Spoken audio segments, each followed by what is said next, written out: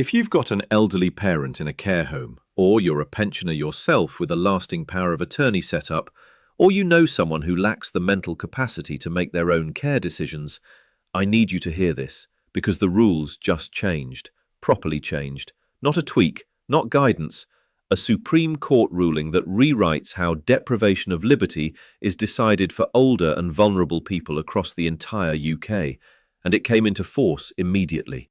Here's why this matters more than it might sound like at first.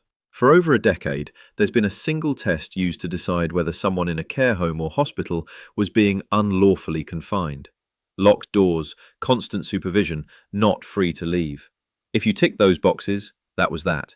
The person's own wishes barely came into it, especially if they'd been assessed as lacking mental capacity. On the 2nd of June 2026, the Supreme Court said that test was wrong. What replaces it looks at the whole picture. What the person wants, whether they're objecting, how the restrictions are actually being applied to them day to day. It's a genuinely different way of deciding whether someone's liberty is being taken away, and it applies right now to anyone already in the system and anyone entering it. If you care for someone, hold power of attorney for someone, or work in or near this system in any capacity, the next few minutes actually matter for you. Hit like before I carry on. It helps this reach families dealing with exactly this right now. Let's get into what actually changed. Let's start with what the old rule actually was, because you can't understand why this ruling matters without seeing what it replaced. Back in 2014, in a case called Cheshire West, the Supreme Court set out what became known as the acid test. It said someone was being deprived of their liberty if two things were true. They were under continuous supervision and control, and they weren't free to leave. That was it. Tick both boxes, and legally that person was confined, regardless of whether the arrangement was there to keep them safe, whether they were perfectly content with it, or whether they even understood what leaving would mean for them. That test led to a huge rise in formal deprivation of liberty authorisations, because so many ordinary care arrangements for people with dementia or serious cognitive conditions technically met that bar. A relative moved into a care home with locked doors for their own safety, watched over around the clock because they were at risk of wandering or harm, would often meet the acid test automatically, even if they were settled, comfortable, and had never once tried to leave. Now here's the part that really matters. Under the old approach, if someone lacked the mental capacity to make decisions about their care and residence, the assumption was that they therefore couldn't give valid consent to the arrangements either, full stop. Their own feelings about the situation, whether they were happy there or desperate to leave, weren't treated as legally relevant to whether they were being confined. That's the specific piece the Supreme Court has now overturned. The 2026 judgment says that was incorrect. A person can lack the legal capacity to make big decisions about where they live and how they're cared for, and still be able to express whether they're content with the arrangement through what they say, what they do, and how they behave. If they're aware of their surroundings, have some basic understanding of the situation, and can communicate that they're happy or at peace with it, that expression now carries real legal weight. It doesn't automatically mean there's no deprivation of liberty, but it's no longer irrelevant. And that's a genuine shift from how things worked before. So what actually decides the question now, if there's no single test anymore? The court has laid out what's called a multifactorial assessment, which is a way of saying, look at the whole situation, not one box-ticking exercise. That includes the type of restrictions in place, whether it's locked doors, physical control, supervision, or medication that sedates someone. It includes how long those restrictions have been going on and what effect they're actually having on the person. It includes how the restrictions are being carried out in practice, day to day. And critically, it includes whether the person is objecting. That last point deserves its own moment, because it's arguably the most practically important change for families. Objection is now treated as directly relevant to whether someone is being confined. And objection doesn't have to mean someone stating in words that they want to leave. It can include trying to physically leave the setting. It can include pushing away care or treatment. It can include the kind of behaviour that leads to physical restraint, or to what's called covert medication, where someone is given medicine without knowing, specifically because they were objecting to it. If someone shows no signs of objecting at all, and they're capable of objecting if they wanted to, that now points away from them being confined in the legal sense. If they are objecting, that points firmly the other way. There's also a really important boundary the court drew, and it's one families need to understand clearly. If someone's own illness or condition is what's limiting them, rather than a restriction being placed on them by other people, that's not automatically treated as deprivation of liberty.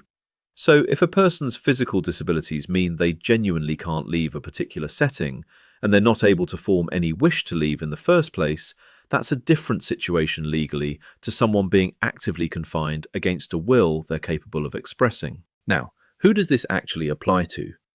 This covers anyone in a hospital or care home aged 18 or over, where the deprivation of liberty safeguards process applies.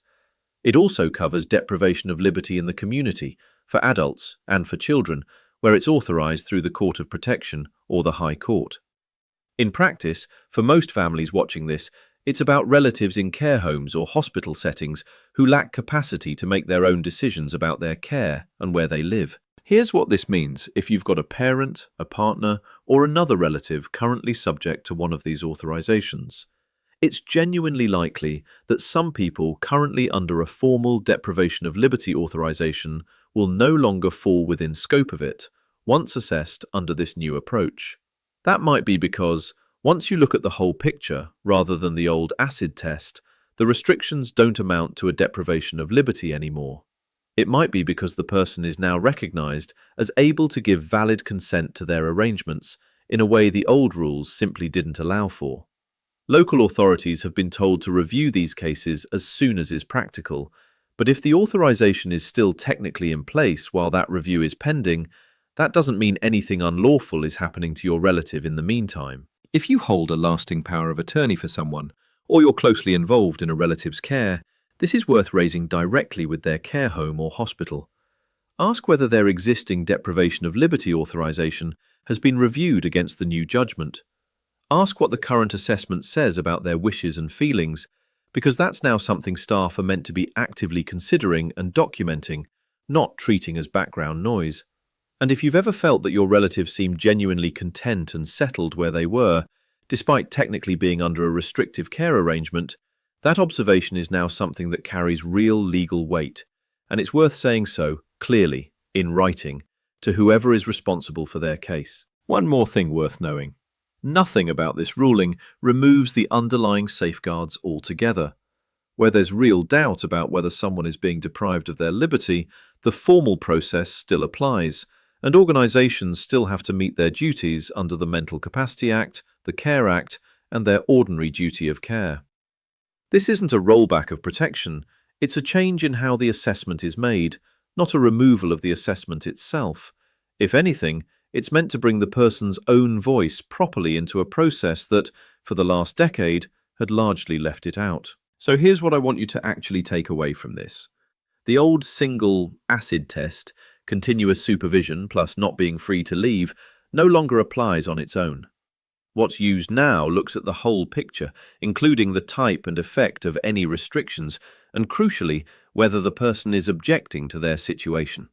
A person can lack legal capacity to decide their own care and residence and still have their wishes and feelings genuinely count when it comes to whether they're being confined. Existing authorisations are being reviewed under this new approach right now, and some people currently under one may no longer need to be. And this applies UK-wide with immediate effect from the 2nd of June 2026 onwards. If you're supporting a relative through this system, don't wait for a letter to land on your doormat explaining all of this. Ask directly.